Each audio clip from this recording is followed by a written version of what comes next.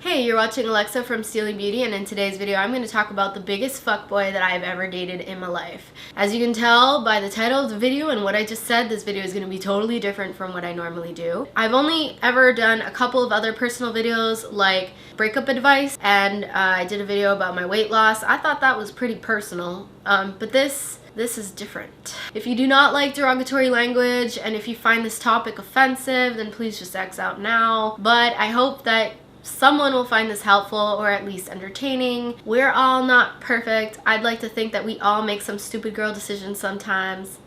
I hope. We met a few years ago and then we actually reconnected via Tinder. Matched there.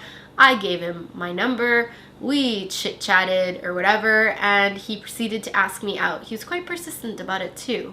I have to preface this because I do not typically go for this type of guy. Like, I like guys who look really manly and shit like that and like are good looking and stuff, but at the same time I do not like for them to give me player or f-boy vibes. So I tend to go for guys that are good looking, that I initiate contact with first, and who reciprocate me like in a very normal fashion and don't get real sexual and playery with me, if you will. I don't know how to say this in any other way, shape, or form. I think that guys who are really aggressive and are overly direct on first dates by saying things like, "You're so beautiful," "I can't believe I met someone like you," "I've never met anyone like you," "We really connect," "I think we've got potential." People that say those kind of things on the first date or on the first few dates actually scare the living shit out of me, because I tend to think that they will talk to every and any girl like that and they're just trying to like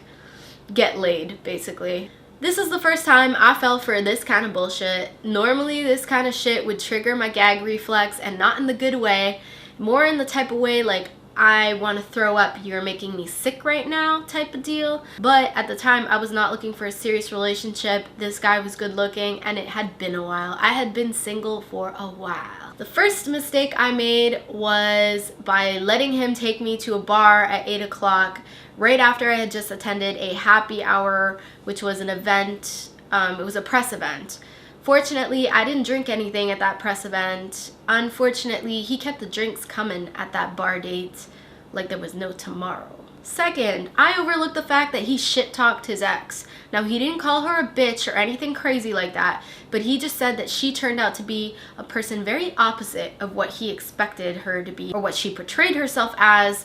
So basically, he was saying that she was fake and stuff like that. He was basically all like, "We are never, ever, ever getting back together." I thought, you know, we had a couple of drinks and everyone has that one ex, at least one, that they do not have positive things to say about. The third red flag was that he would not specify when they broke up. He wouldn't give me a timeline of like who was the last person he saw, or like when did he last see someone, basically. So when he asked me, you know, "How long have you been single for?" I could legitimately say I think it had been like 9 or 10 months at that point, and he couldn't specify. He was just like, "Oh, you know, like a few months, but we're never getting back together." The fourth thing was that he was very touchy-feely, overconfident. Normally when a guy is super cocky and you don't detect any ounce of nervousness, it's because they don't even care if you shoot them down. They're pretty confident that they can get you into bed, or that they don't care if they do or don't. They kind of just don't give an F about you. So yeah, that was a red flag as well. He was just a little bit too aggressive, and then that's normally what I don't like. So I find it really suspicious when a guy lays it on too thick and isn't shy about it. The fifth thing was on another date, because I did go on several dates with this individual. We saw a couple fighting on the street and they were actually Spanish, so there was no way he understood what they were saying. They were fighting, she was crying, he was pushing the girl away, and his reaction to this was, "Well, you know, all women are sluts and bitches, and she's just being hysterical and a liar, and she probably cheated on him, and that's probably why they're fighting." I found it really offensive, actually, because I was just like, why are you categorizing us like that? Like, why can't it be that woman seems to have cheated on her boyfriend or on the guy that she's fighting with, which you don't even understand what they're screaming at each other about, because I couldn't even hear properly because, you know, it was from far away. But yeah, he put women in that little box of being bitches and hoes, and like that just really was unbecoming. And I still kept going out with him. Here's one of the biggest red flags that I had, and for some weird reason I overlooked this many a time. This motherfucker stood me up so many times, and I just let it slide at first. And I'm so embarrassed about this. If I actually pulled out my agenda, I could tell you how many times he did it, because I'm the type of person, when I like someone and I'm seeing someone, I'm more or less focused on one person. Unfortunately, I'm not one of those people who can multi-date and focus on multiple people, but whatevs. I would write down the person's initial and be like, movies, dinner, supper, pool, whatever it is that I'm doing with that individual on the date, it'll be there. It'll be in my agenda. It'll be in the calendar. And I've had to cross out so many dates with him. The first time that it happened, he was like, let's hang out on this Sunday. I never got a text from him the day before, and I never got the text from him the day of. And then at 10 o'clock that night, I texted him and said, bro, weren't we supposed to have a date or something like that? And he was like, yeah, I've been sick all day, and I didn't hear from you, so I thought you forgot, so I just let it go. I didn't say anything, and I thought, okay. And he's like, but we'll go out another time, I promise. So I just let it slide. Second time, he freaking set up.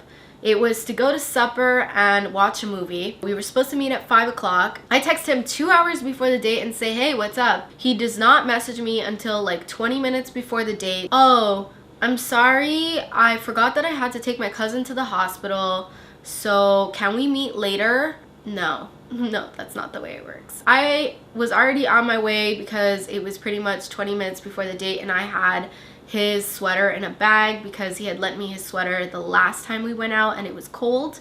I am going to leave your sweater with your doorman, and you have yourself a great evening, but I've got other more important things to do today, so we're just gonna have to reschedule this, rain check this.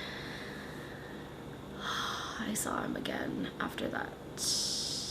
I would give him the silent treatment after he would bail on me, basically, and then he would message me after a few days or a week and be like, why don't you ever message me? I miss you. I wish we would hang out more. I don't understand why you're mad at me. Or are you mad at me? Or he would pretend I wasn't mad at all just so that he wouldn't instigate anything. And he'd be like, I really wish that you would contact me more often. I have so much fun with you and I miss you. Let's go out.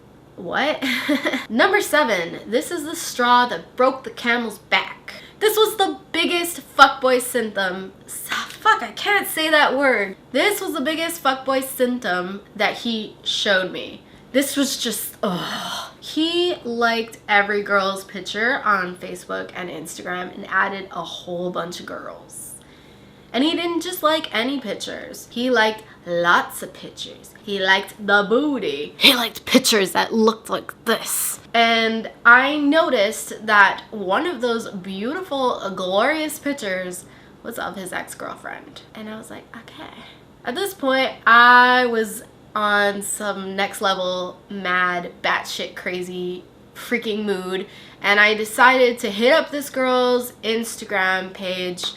And I go and I look through her pictures, and lo and behold, this motherfucker liked all her freaking pictures. And not just that, around the time that him and I were seeing each other, she had posted a picture and he had commented on it and said something like, you're so beautiful that others cannot deny your beauty. Weird ass shit like that. And I was just like, seriously?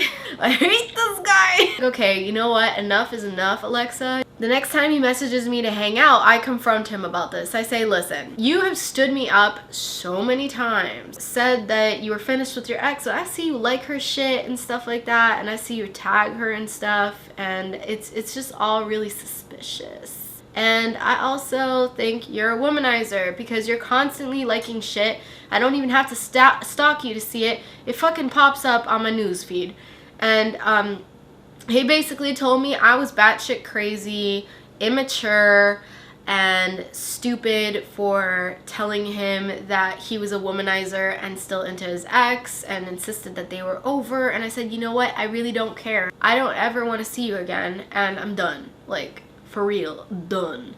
I actually was done with him. I was so proud of myself. To this day, he still likes my pictures on Instagram, and he still watches my Snap stories. It's weird. And he stopped contacting me at the beginning of the summer, but every couple of months he used to message me and ask me to hang out, and I would just politely say no. Do I think he's a disgusting piece of shit slime bag? Yes, of course I do. But do I think he's worth me getting pissed over? No. No. Once I broke things off, I just simply went to the clinic, got my pap smear, got myself tested. I was a-okay, and I just walked away from that shit forever. Let me just read you a sample message from this fuckboy. Hey Alexa. Hi. How are you doing? Pretty good. And you? I'm okay, thanks. What are you up to today?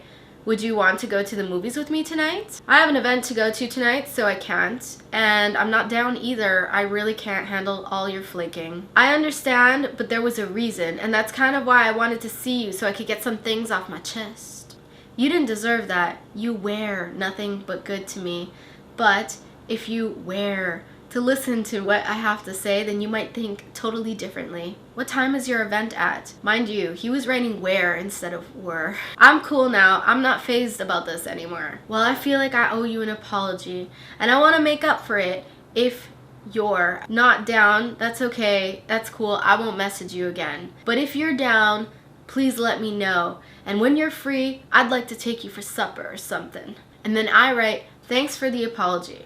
Okay, I guess that means you're not down. You shouldn't be like that. You should want to meet up and listen to what I have to say and make your decision. Decision spelled D-E-S-I-S-S-I-I-O-N.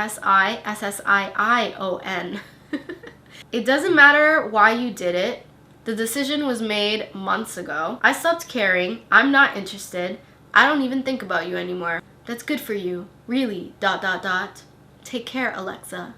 Alright there, fuckboy. A month ago, I actually saw Fuckboy with his ex-girlfriend walking on the streets of downtown Montreal. He spotted me from across the street while he was holding his girlfriend's hand. He let go of her hand immediately and ran into the closest Starbucks, which was right by him. She looked really confused because he is the type of guy to like be really chivalrous and charismatic and open the door for a girl, and you know, he would not do that. And he literally, I could see the fear in his eyes. It was freaking ridiculous. Like, he was watching me from the window of that Starbucks when I walked by it on my way home. When I tell my friends this story, they're like, why didn't you say anything to him? Why didn't you just go in and say hi real casually and make him shit his pants? And I was like, because he's not worth it. He wasn't worth it. Anyways, I hope that you can take something from my story. I hope that you click like and subscribe. I actually do have a vlog channel where I intend on doing more talky videos like this that are not beauty related. Let me know in the comments down below if you'd be interested in that. Don't forget to check out one of my previous videos linked on the side here, and follow me on social media via StealingB on Facebook, Twitter, Instagram, and Snapchat. I'll see you in my next video. Bye!